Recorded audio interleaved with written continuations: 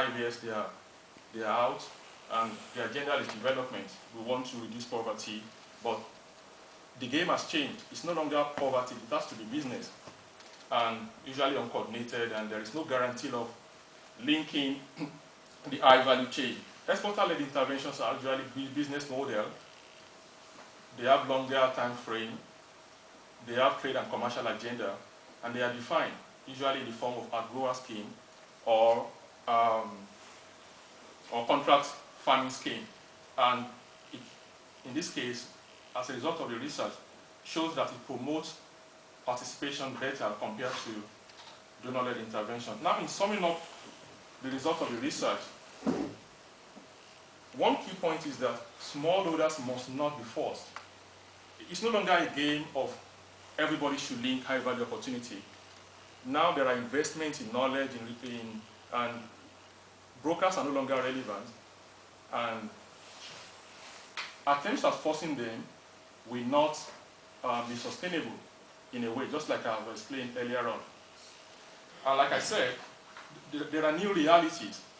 Competition is playing very stiffly, and retailers in this part of the world are responding to all manners of regulations from agencies. They are trying to protect their brand, they are trying to protect their reputation, they are also trying to carve a niche for themselves. So it's a different game now, and stakeholders' objectives must be aligned. There has to be a way that attempts at changing the situation have to be aligned and targeted so that they are not misplaced. And an important point is that at the domestic level, there has to be a way to build compliance capability. There has to be a way to be sure that even at the domestic level, smallholders have the capacity to play as an actor. Communication has to be improved, and the Kenya Gap label, which is a benchmark scheme to the global gap in the case of Kenya, the opportunity it provides in terms of smallholders building compliance capability, knowing what the standard is and how to manage the standard has to be exploited. At this point, I would like to thank you for your attention. So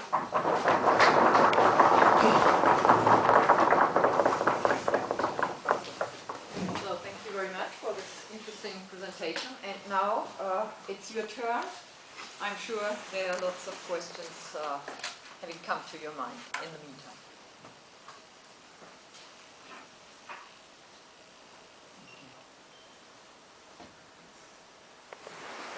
Thank you for your presentation. I really found it rather interesting.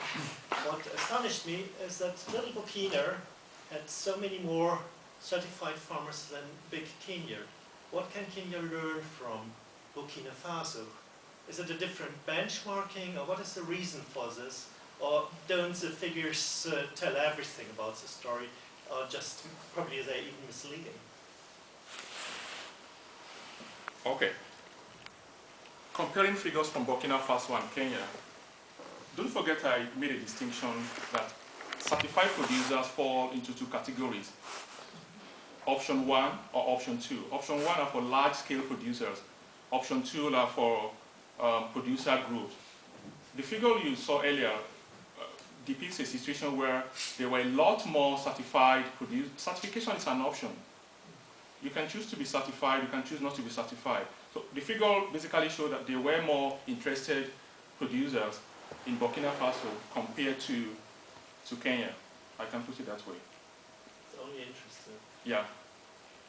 I mean, there are a couple of other private voluntary standards like BRC, like fair trade. You could decide which would afford you more market linkage and which would improve your overall turnover, as the case may be. So it's more of an option. But in the case of Kenya, the concern was that there was so much intervention, so much donor support, so much publication, so much issue as to the impact of horticulture.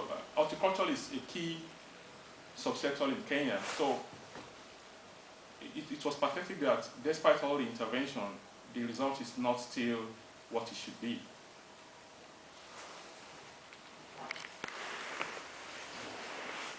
Then let me ask a question. There's always a discussion that those standards that stem from Europe or other countries are not really fit to represent the situation in countries like Kenya. So, for example, integrated pest management. This is something that is asked for, and you say this does not go very well with traditional practices in Kenya. Would you think there might be some possibility to change this and nevertheless to make commitment to the consumer that what he really wants to get, some say not harmful production or anything like this, no high pesticides in the products or anything like this could be assured. So have a talk a little bit on the standards themselves. Oh, okay. Well, one of the reasons why the global gap standard changed from Europe gap to global gap was to give it a global perception that it is not an EU thing alone. It's a tool to govern quality assurance along the supply chain, no matter where the produce was coming from, Latin America, and this is a tool to communicate compliance with the certification criteria. But benchmarking has been one tool to simplify the global gap standard, given the different agroecological challenges each country faces. Kenya gap is one, Chile gap is one, Swiss gap is one, and the numbers are increasing. But the challenge with benchmarking is that ultimately you want to use certification as a tool to link your products to the multiples, the retailers in Europe. They have to be sure the tool, the implementation of the benchmark scheme can guarantee food safety and food quality. There are questions on the integrity of such benchmark schemes. There are questions also on the credibility, whether they can provide the same service that the global gap they know or they were a part of can also deliver. Well, there are projects in place, like I mentioned earlier, the African Observer Project. It's a project to get feedback from producers all around the world, particularly in Africa, and get the feedback back into the standard setting mechanism to know what the concerns are. Ultimately, the standard setter, which is global gap, and the retailers do not want to compromise the integrity of the standard. And this is a big discussion going on as to whether the standard can really fit into some different agroecological conditions. But again, it's a market access tool, and if you want to be in business, you have to comply. So now, some questions from you. Normally, we are in arts defense, and there are always lots of questions coming up. So feel really encouraged to ask some questions now. It's much nicer for. He's just waiting for opportunities to answer. Yeah.